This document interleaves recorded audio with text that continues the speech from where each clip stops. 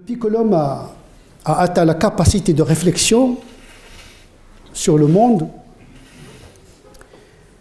il a été angoissé par trois questions essentielles. L'homme se découvrant dans le monde éjecté, ne savant ni d'où il vient, ni quelle est sa destination finale, quel est le sens de l'existence, invité dans un monde où il est étranger. L'homme, dès qu'il a eu la capacité de réfléchir, il a essayé de répondre à ces trois questions. Que puis-je savoir? L'être humain, c'est l'animal qui est capable de penser, de réfléchir, de chercher derrière le phénomène leur explication. Que puis-je savoir? Quelles sont les limites de mon savoir? Une très bonne question. C'est-à-dire que l'homme sait pertinemment que son savoir est relatif. Deuxième question, que je dois faire? Si je trouve la réponse au sens de l'existence, le pourquoi de mon existence, la deuxième question qui se pose de manière mécanique, c'est quel est mon devoir? Comment dois-je vivre? Si je comprends le pourquoi, la deuxième question, c'est le comment. Malheureusement, aujourd'hui, on est dans une époque où on cherche plus la technicité du pourquoi avant le sens de l'action. Lorsque l'éthique devient une technique coupée du sens, c'est une sécularisation sauvage qui réduit l'être humain à un robot. Or, le propre de l'homme, c'est qu'il est un être métaphysique, habité par un souffle qui l'interroge. Ce n'est pas possible que le monde s'arrête uniquement au niveau perceptible, uniquement à des conjonctions de phénomènes que notre cerveau relie par le principe de causalité. C'est peut-être qu'il y a quelque chose de plus complexe derrière.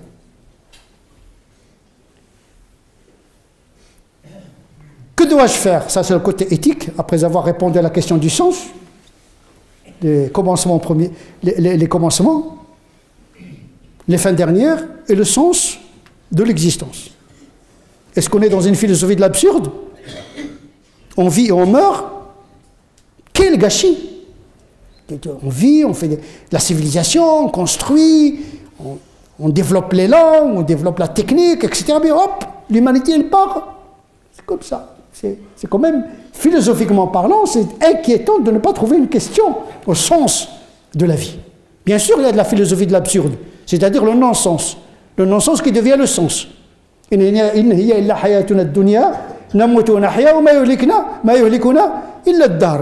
vivons, nous mourons, il n'y a que le temps qui nous use et qui nous fait disparaître. Une éruption dans l'existence, une disparition, comme une particule qui disparaît avant même de faire éruption dans le monde du vide quantique. Parce qu'il y a des particules qui disparaissent avant d'apparaître. Ça pose la question de l'existence. La question du néant. Est-ce qu'il y a le néant ou bien il n'y a qu'existence? C'est des questions qui ont perturbé l'être humain depuis sa naissance, depuis qu'il a commencé à penser le monde. Que dois-je faire? Si j'ai compris ma mission, le sens de la vie, en tout cas c'est le paradigme des croyants, hein? Si j'ai compris le sens, que dois-je faire? Et la troisième question, que puis-je espérer? Parce qu'il faut savoir que croire, c'est espérer. Le propre même de la foi, c'est l'espérance. Vous enlevez l'espérance, vous liquidez la foi. Et vous liquidez le sens. On y reviendra ultérieurement. Quant au savoir, ses limites sont biologiques. Nous avons un cerveau dans un crâne, dans un corps, et nous pensons à travers le cerveau. Mais attention, le cerveau par lui-même ne produit pas le savoir. Ce n'est pas une glande qui sécrète la pensée. Le cerveau, c'est le lieu de la conjonction de l'âme avec le corps. Et donc la pensée, le savoir, c'est le fruit du biologique et du spirituel, puisque nous sommes habités par ce souffle qui s'appelle l'esprit et roh. C'est à cet égard que l'être humain, c'est l'être métaphysique, par excellence, parce qu'il est habité par quelque chose qui ne peut pas être vérifiable. Les gens confondent souvent le biologique avec le vivant. Non, la biologie, c'est étudier les corps. Comment la neurobiochimie, la cytologie, l'histologie, la physiologie, la génétique. On étudie le comportement de la matière vivante.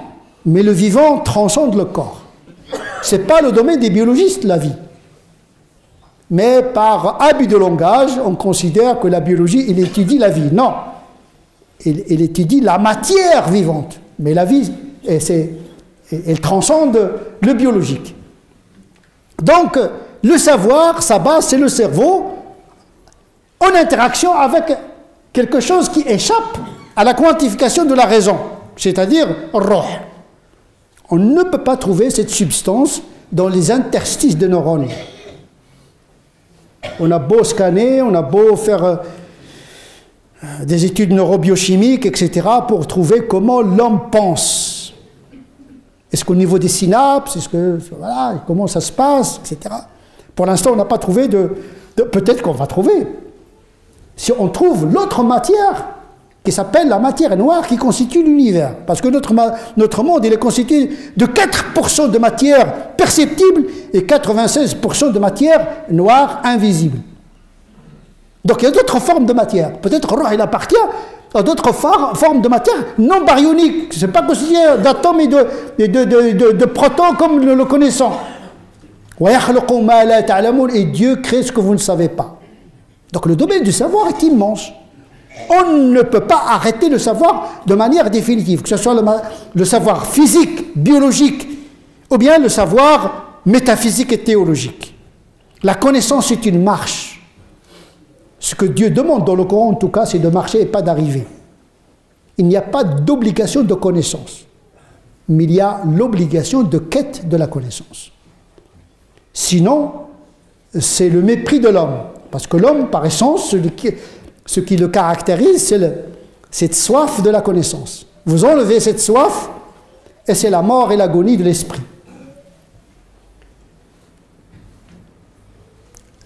Le Coran propose le fondement du savoir général, parce que le Coran n'entre pas dans les détails du savoir, puisque le Coran lui-même est une révélation définie dans le temps et dans le corpus. Toutes les paroles de Dieu ne sont pas dans le Coran, mais tout ce qui est dans le Coran sont des paroles de Dieu, puisque les paroles de Dieu sont infinies, comme le Coran souligne lui-même. Donc tout le savoir de Dieu n'est pas déposé dans le Coran. Vous vous rendez compte, il y a des musulmans qui pensent que tout ce que Dieu sait, il l'a déposé dans le Coran. Ça, il n'a plus rien à dire, c'est fini, circuler, il n'y a rien à voir, tout est dans le Coran. Mais la question qui se pose, qu'est-ce qu'il a dans la raison?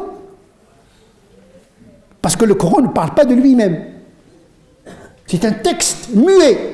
Ce sont les hommes qui le comprennent et qui le font parler. C'est de la qualité du croyant dont il s'agit. C'est comme un couteau. Vous pouvez faire des choses bien avec le couteau, vous pouvez crever quelqu'un avec le couteau. Hein. Le Coran, c'est la même chose. C'est un savoir, tout dépend comment vous usez de ce savoir, comment vous le recevez, comment vous le pratiquez, comment vous le partagez. Le fondement de ce savoir, c'est l'information sûre. Et l'information sûre suppose la confiance. Et la confiance exige la véridicité. Cette information sur un monde imperceptible, inaccessible à la raison, ne peut provenir que d'une information qui vient de l'au-delà. C'est le propre des religions monothéistes. C'est un savoir qui vient de l'au-delà.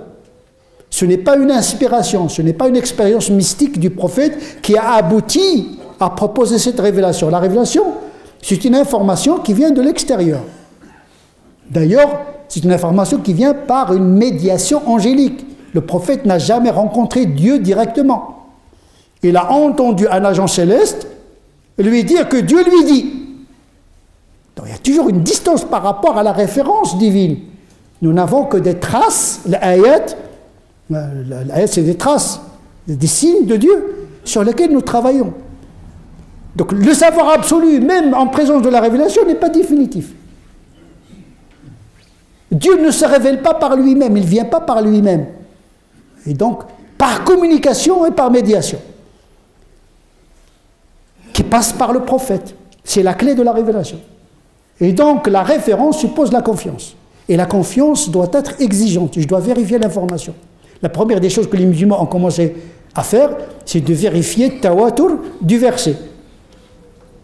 Tout verset attribué à Dieu qui n'est pas vérifié par le biais de tawatur, c'est-à-dire l'information transmise par un nombre de narrateurs qui exclut toute concordance sur une même erreur. Il y a une rationalité dans la compilation du Coran. Donc on a établi des critères rationnels. Il faut que ça soit conforme au graphisme, il faut que ça soit conforme à la langue arabe, il faut que ça soit mutawatir. Donc il y a de la rationalité pour fixer l'information qui vient de l'au-delà. Donc il y a l'intervention de la raison pour fixer la référence.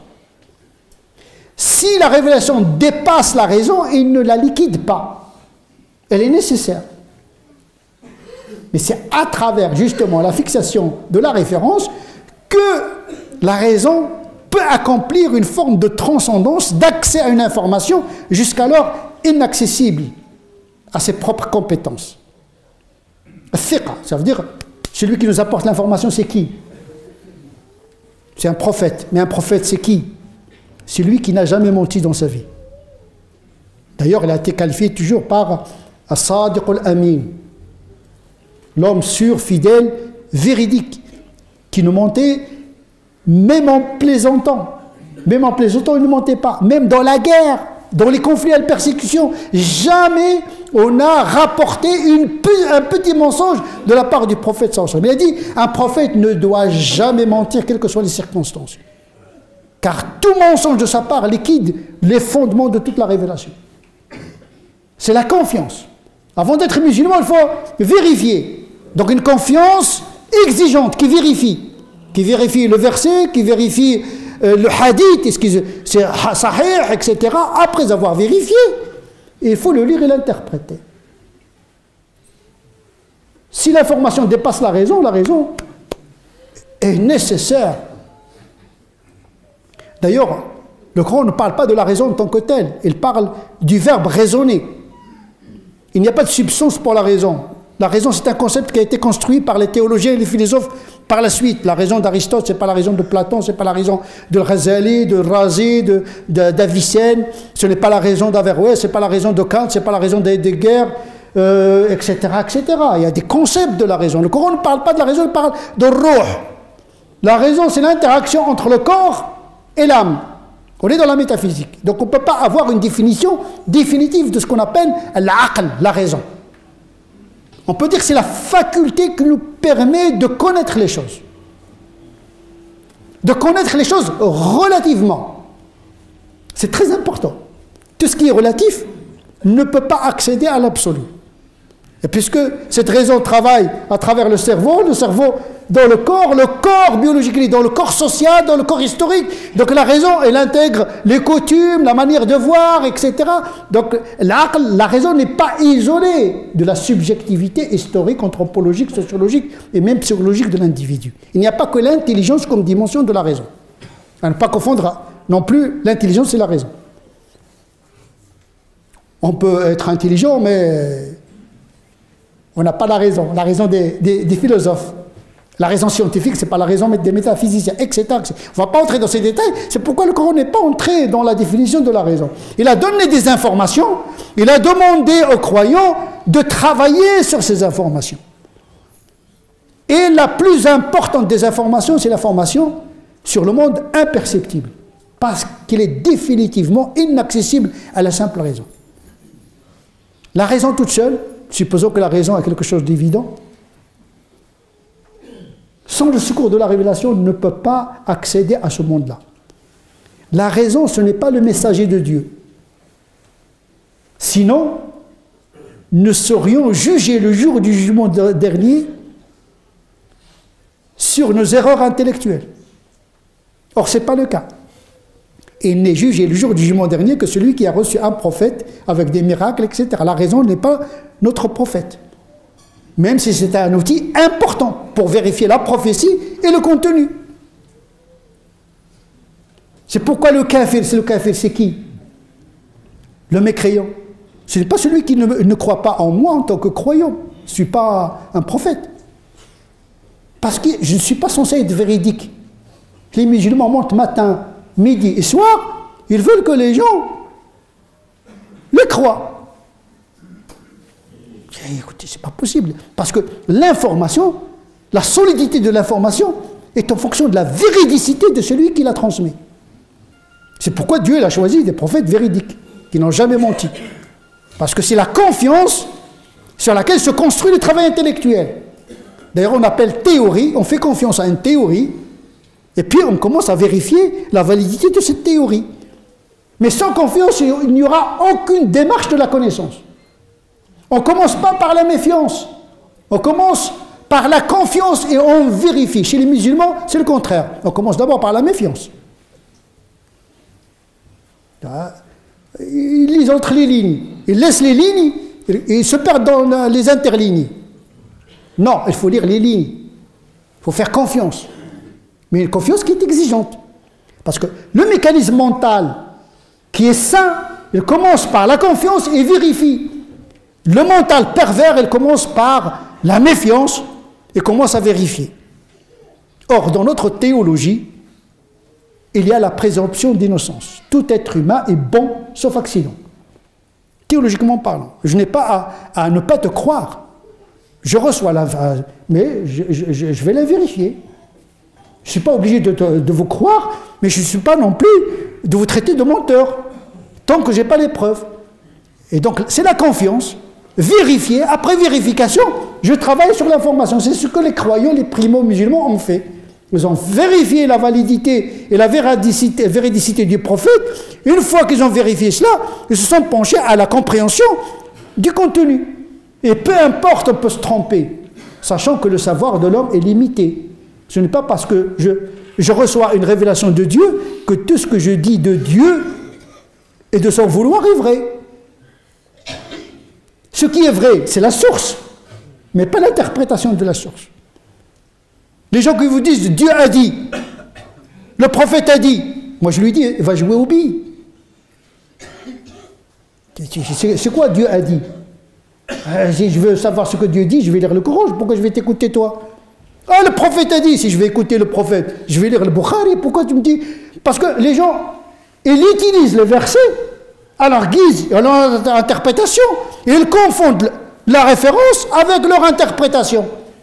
Ce qu'on remet en cause, c'est une forme d'interprétation débile du Coran. Parce qu'aujourd'hui, on est en train de vendre la débilité aux gens. C'est dans le Coran. Mais le problème, c'est pas dans le Coran, c'est avec quels yeux vous avez lu le Coran. Avec un peu de cannabis dans le cerveau, avec un petit Johnny Walker. Dans quelles conditions vous avez lu ce texte-là? Vous êtes ivre de péché. Déjà, pour aborder la révélation, il faut une prédisposition mentale, psychologique, spirituelle et morale. C'est pour cette raison que la fonction première du prophète, avant d'enseigner le livre, c'est de purifier le réceptacle de la connaissance. Parce que la connaissance est une morale d'abord. C'est la sincérité et le bon usage du savoir. Pas utiliser le savoir pour des objectifs d'orgueil et d'injustice. Parce qu'on peut utiliser le Coran pour tuer les gens. On peut prendre un hadith pour divorcer un couple. On peut transformer les textes en une arme de destruction massive. On le voit dans le monde musulman. Une anarchie religieuse. Ce n'est pas parce que le Coran c'est la vérité que tout ce que tu dis de la vérité est une vérité.